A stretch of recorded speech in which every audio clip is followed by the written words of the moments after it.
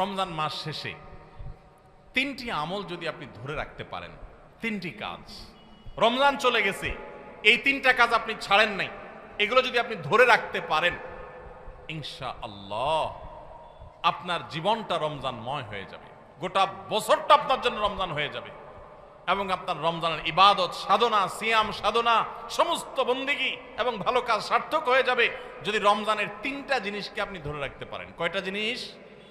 তিনটা। বলবো সেগুলা। নাম্বার 1, 5 ওয়াক্ত নামাজ।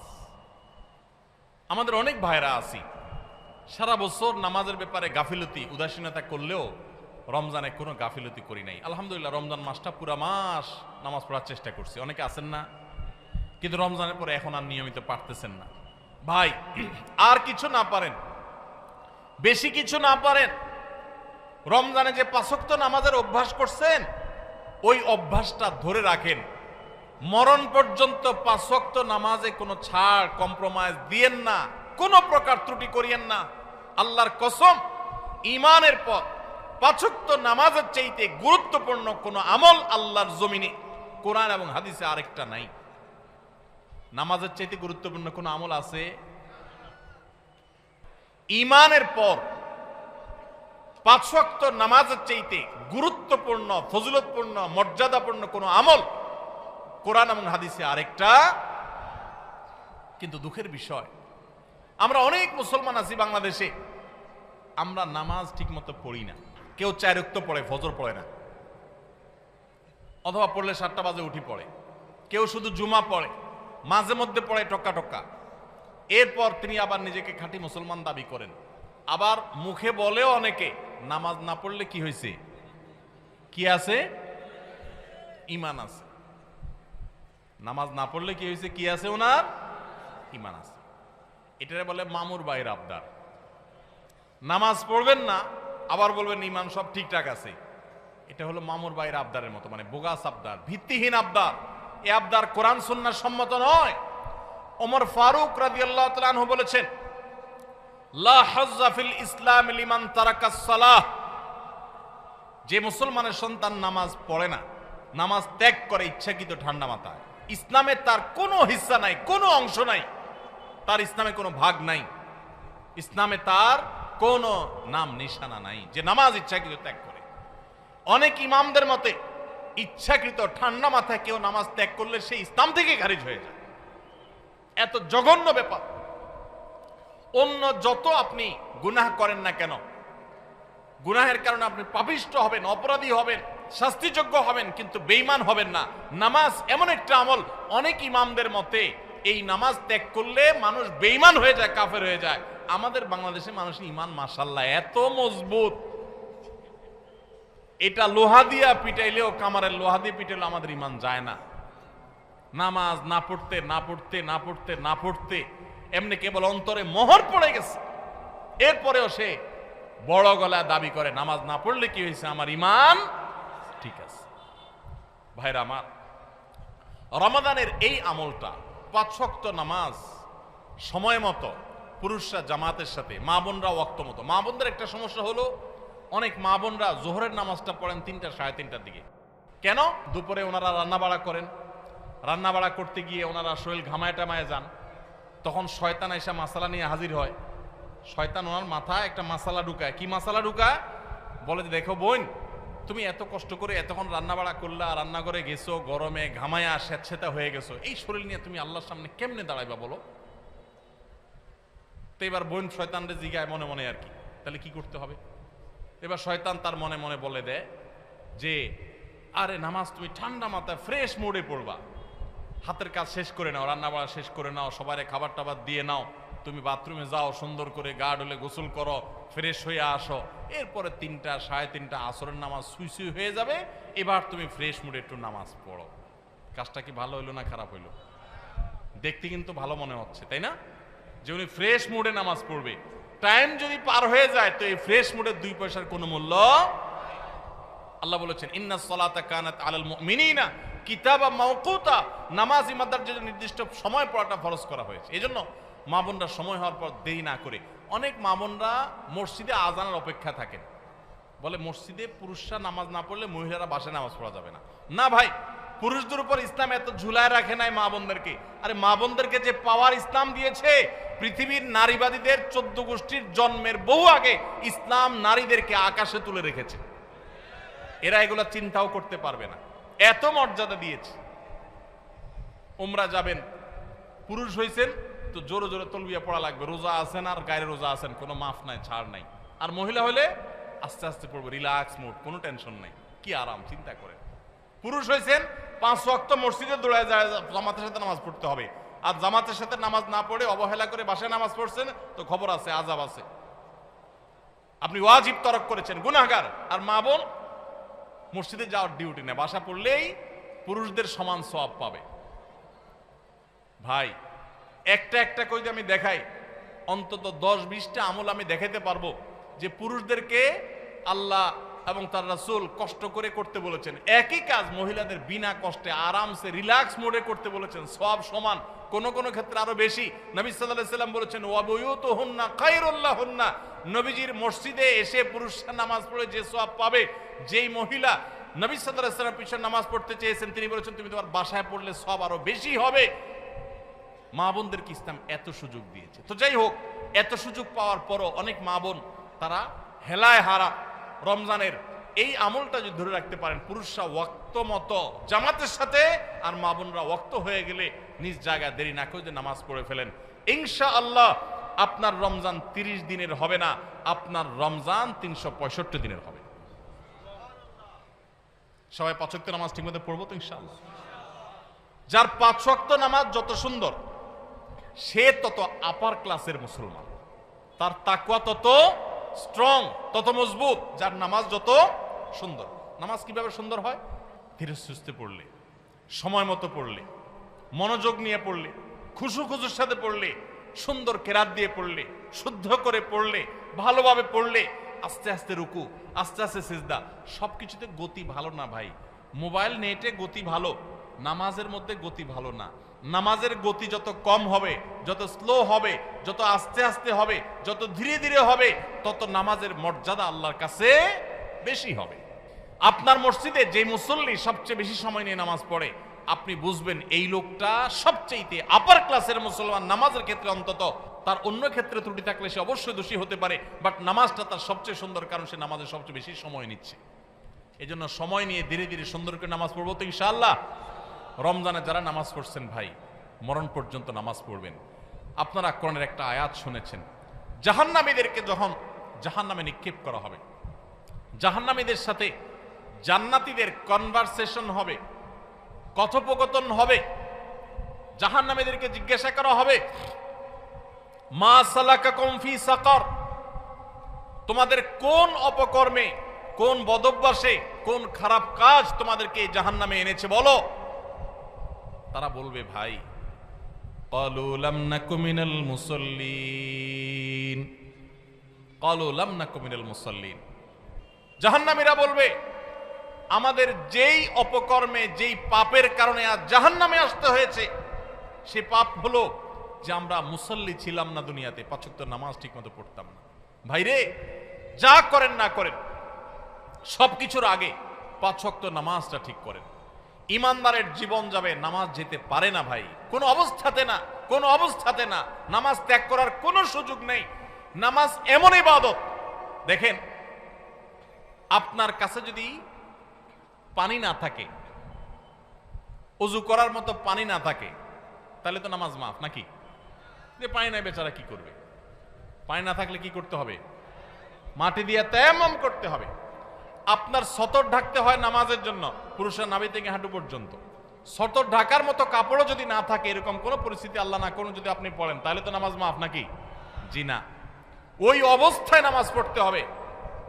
কেউ কেবলা কোন দিকে, কেবলার দিকে নামাজ পড়া ফরজ, এটা নামাজের শর্ত যে কেবলামুখী হওয়া। এখন কেবলা কোন দিকে আপনি কোনোভাবে জানতে পারছেন না, আকাশ মেঘলা বা কোনো কারণে এমন জায়গায় আছেন সূর্য দেখছেন না, কোনো কম্পাস নাই, এমন জায়গা আছেন কেবলা কোন দিকে আপনি সেটা ফাইন্ড করতে পারছেন না।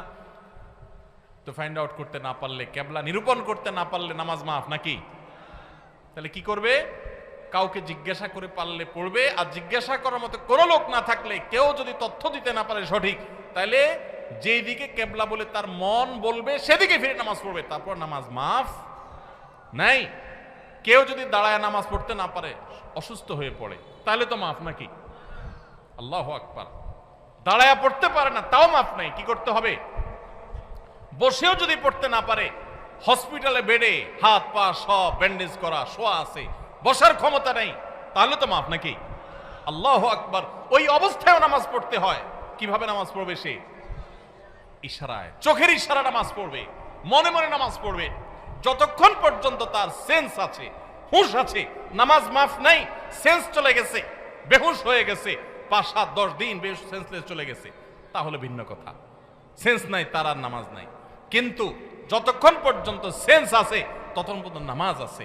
এই জন্য ভাই, নামাজ ত্যাগ করবেন না। প্রিয় নবী সাল্লাল্লাহু আলাইহি সাল্লাম আপনার আমার প্রাণের নবী।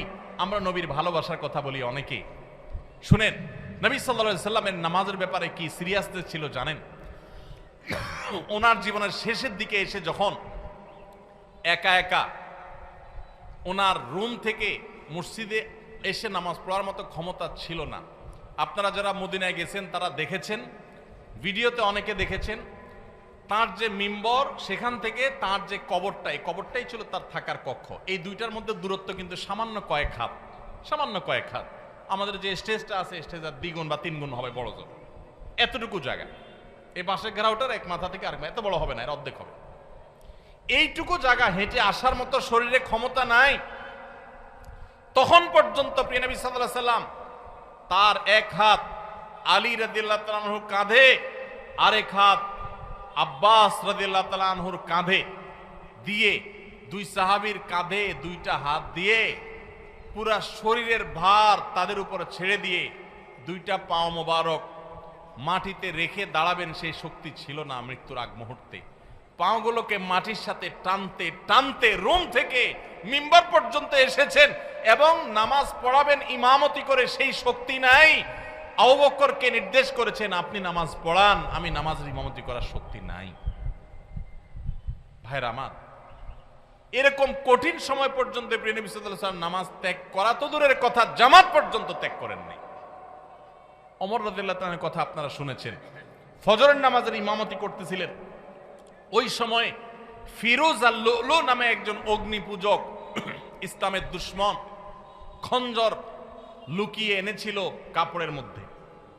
যখন তিনি নামাজের মধ্যে আসেন, এমন একটা পজিশনে আসেন যে তিনি নামাজের গভীরে প্রবেশ করে গেছেন, তখন খঞ্জর আঘাত করেছে তার খঞ্জর দিয়ে তার পেটে। সাথে সাথে নাড়ি বুড়ি বের হয়ে এসেছে, রক্তে সব ভেসে গেছে, উনি পড়ে গেলেন নামাজের মধ্যে। কিন্তু সবাই ধরাধরি করে তাকে নিয়ে যাওয়া হলো, নিয়ে গেলেন। তিনি সেন্সলেস হয়ে যাচ্ছেন, রক্ত শূন্য হয়ে, মৃত্যুর ঠিক আগ মুহূর্তে, এর কিছুক্ষণ পরেই মারা গেছে। ওই সময় হঠাৎ করে তার যখন সেন্স আসছে, একটু মাথাটা উঁচু করার পর তার পরিবারের সদস্যরা দৌড়ে আসছে যে এত রক্ত ক্ষরণ হয়েছে, বোধহয় পানি টানি পান করার জন্য বলবে, শেষ মুহূর্তে মানুষ পানি খেতে চায় মরার আগ দিয়ে বা কিছু। যখন তারা দৌড়ে আসছে, উনি তাদেরকে বলতেছেন, নামাজের মধ্যে যে আমার দুর্ঘটনা হলো, মানুষদের নামাজের কি হলো, জামাতের ব্যবস্থা হলো কিনা, নামাজের কি হলো সেই চিন্তা করছেন ওই মৃত্যুর মুহূর্তে পর্যন্ত। ভাইরে, মুসলমানের সন্তান নামাজ ত্যাগ করার কোনো সুযোগ নাই, সে নিজেকে মুসলমান দাবি করতে পারে না।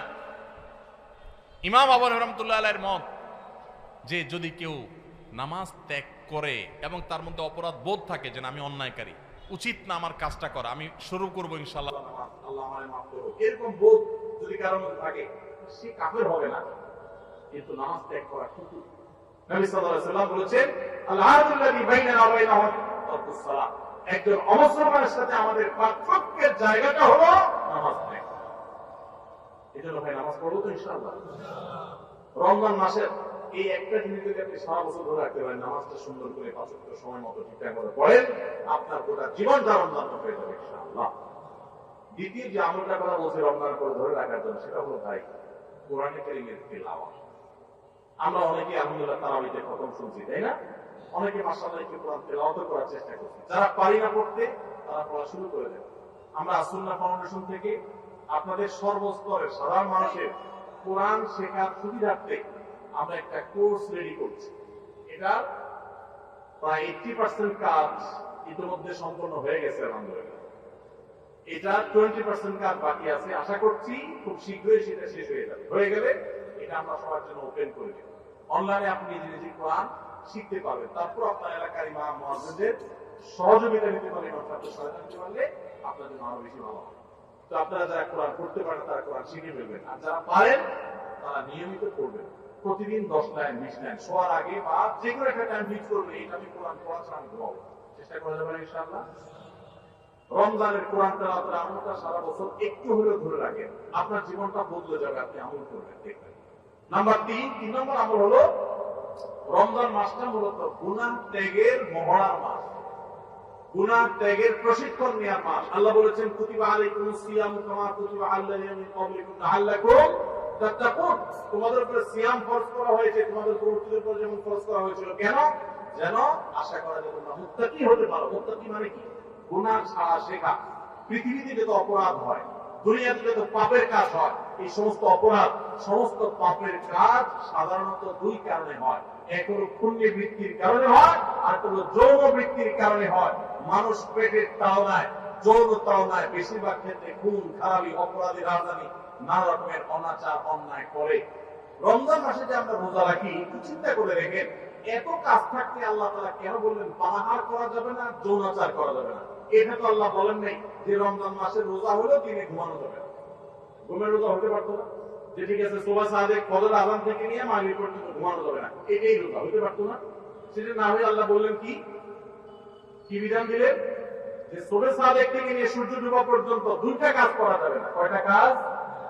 একটা হলো পানাহার করা যাবে না, খাওয়া পান করা যাবে না, আরেকটা হলো যৌনাচার করা যাবে না।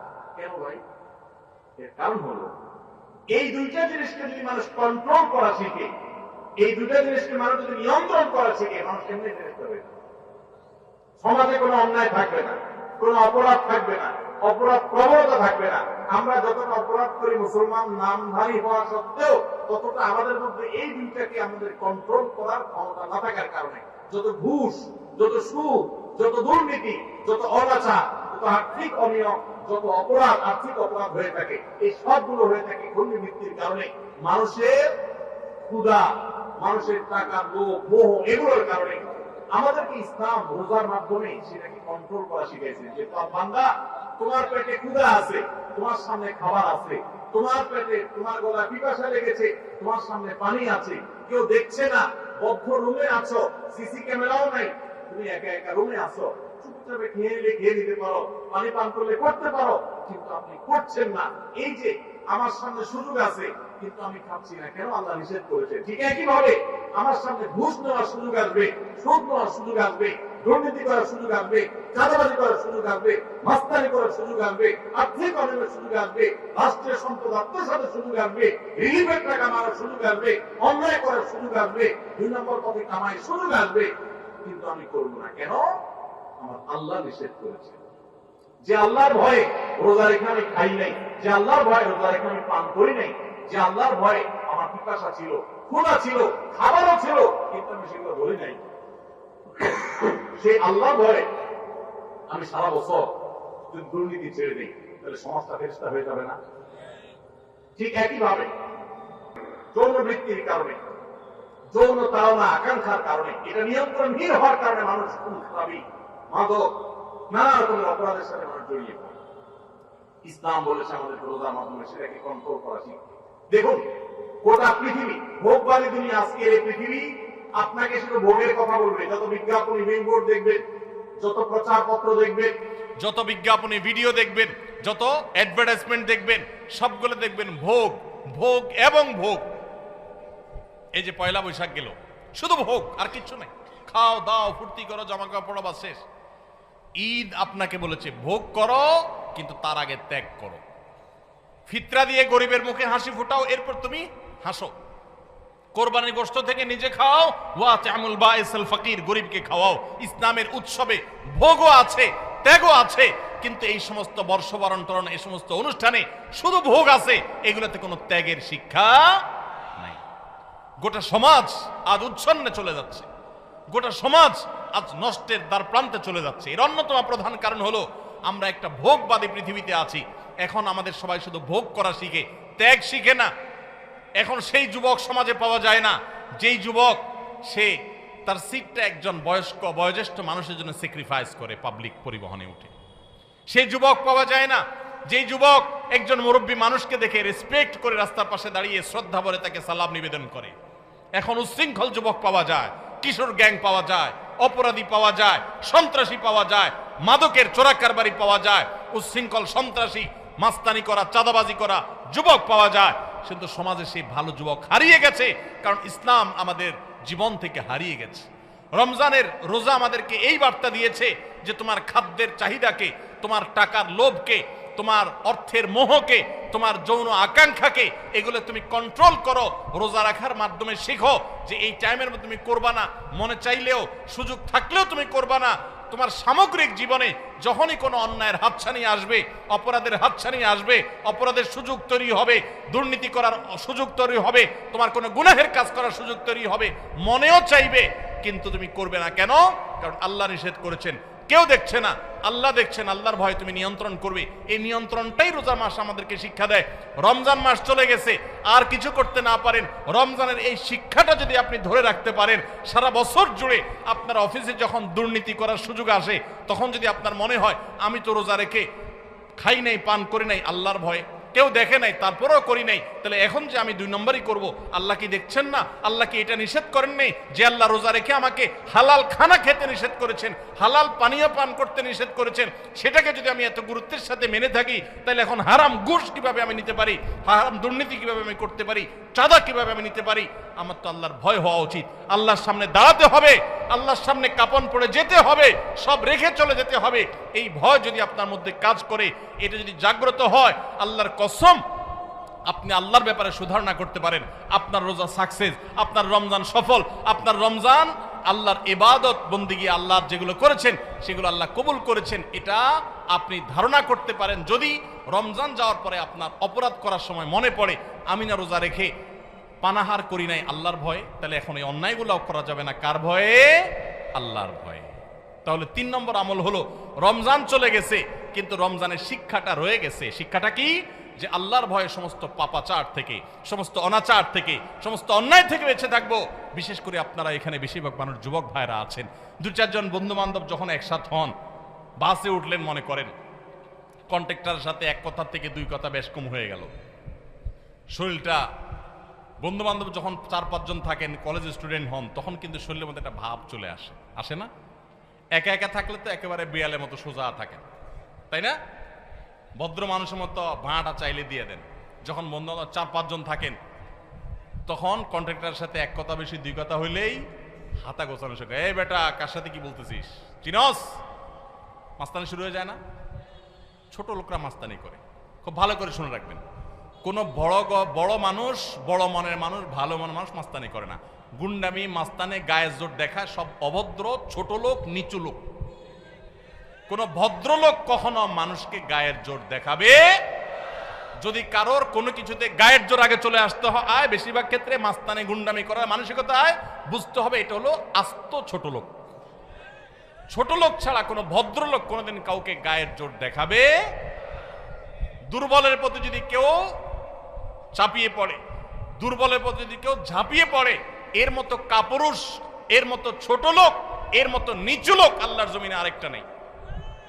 যুবক ভাইরা, মাস্তানি করার জন্য যোগ্যতার দরকার হয় না। মাস্তানি কুকুরে পারে, মাস্তানি বাঘে পারে, মাস্তানি সিংহে পারে, মাস্তানি হিংস্র জীবজন্তু করতে পারে, মাস্তানি সাপে করতে পারে, মাস্তানি আল্লাহর অনেক এই সমস্ত হিংস্র জীবজন্তু প্রাণীরা পারে। বিনয় এটা মানুষ পারে, এটা সবাই পারে না। বিনয়ী হবেন না অহংকারী হবেন? মাস্তানি করবেন না মানুষ উপকারী করবেন? গুন্ডামি করবেন না ভালো মানুষ হবেন? আল্লাহ আমাদের যুবকদেরকে আদর্শ যুবক হওয়ার তৌফিক দান করুন। আল্লাহ আমাদের যুবকদেরকে সমাজের সেরা মানুষ হওয়ার তৌফিক দান করুন। যুবক ভাই, 4-5 বন্ধু যখন মিলবেন, মাস্তানি না করে কোথাও একটা সাঁকো ভেঙে গেছে, কয়েকটা বাঁশ নিয়ে কয়েক যুবক বন্ধু মিলে সেটা ঠিক করে দেন। করে একজন বৃদ্ধ, তিনি কষ্টে আছেন, তার বোঝাটা 2-3 বন্ধু 4 বন্ধু মিলে একটু তুলে দেন, হালকা করে দেন। ভাইরা আমার, মাস্তানিতে মজা পান আপনারা, আমি জানি। গুন্ডামিতে এক ধরনের মজা পাওয়া যায়, একটু ভাবসাব জাহির হয়, শরীরের মধ্যে একটা অবস্থা তৈরি হয়, বুঝি।